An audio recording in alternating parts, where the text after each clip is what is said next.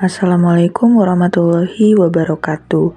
Pada video kali ini, pada mata kuliah komunikasi bisnis, saya akan menyampaikan materi ketiga, yaitu mengenai pengertian komunikasi bisnis.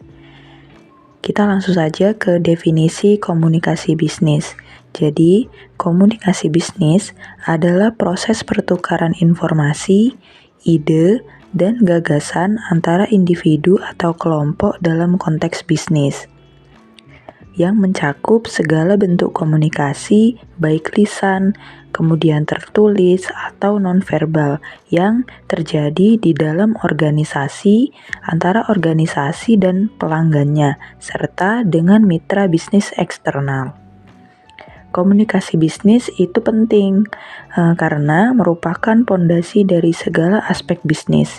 Tanpa komunikasi yang efektif, perusahaan akan kesulitan dalam memahami kebutuhan pelanggan, mengkoordinasikan aktivitas internal, memecahkan masalah, dan mencapai tujuan bisnis mereka.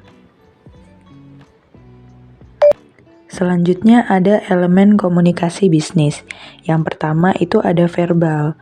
Verbal itu mengacu pada penggunaan kata-kata secara lisan dalam berkomunikasi. Nah, seperti pembicaraan, pertemuan, maupun presentasi. Yang kedua, itu nonverbal. Nonverbal itu merujuk pada ekspresi wajah, bahasa tubuh, kontak mata, dan intonasi suara yang digunakan dalam komunikasi tanpa kata-kata. Nonverbal sendiri dapat memberikan informasi tambahan atau nuansa yang penting dalam berkomunikasi bisnis. Selanjutnya yang ketiga ada tulisan. Komunikasi yang dituangkan dalam bentuk teks. Nah, seperti email, surat, laporan, atau dokumen resmi. Tulisan memungkinkan komunikasi yang rinci dan terdokumentasi.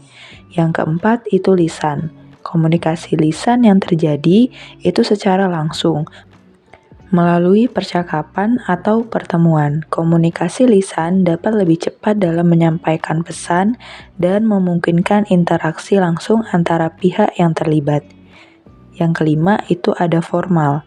Komunikasi formal itu terjadi dalam konteks resmi atau berdasarkan protokol tertentu, seperti komunikasi antara atasan dan bawahan, atau dalam rapat resmi perusahaan. Dan yang keenam ada informal, yaitu komunikasi yang terjadi tanpa aturan atau struktur yang ketat. Nah, seringkali dalam konteks sosial atau dalam interaksi sehari-hari di tempat kerja seperti percakapan di lorong kantor atau di luar jam kerja. Kemudian, apa saja ya strategi komunikasi bisnis? Jadi yang pertama itu mendengarkan dengan baik. Yang kedua, berbicara dengan jelas dan tepat. Kemudian yang ketiga itu menulis dengan singkat dan jelas. Yang keempat, menggunakan teknologi komunikasi yang tepat. Selanjutnya, komunikasi bisnis dalam berbagai konteks. Yang kita bahas di sini ada 3 konteks. Yang pertama, komunikasi internal perusahaan. Nah, komunikasi internal perusahaan ini mencakup pertukaran informasi, kemudian instruksi, dan arahan antara manajemen dan karyawan dalam organisasi.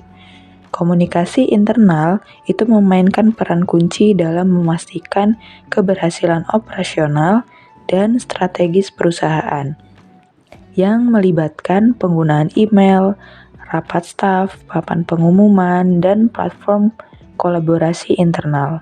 Yang kedua ada komunikasi dengan pelanggan, yaitu penting untuk memelihara hubungan yang baik dengan pelanggan itu melalui komunikasi yang efektif.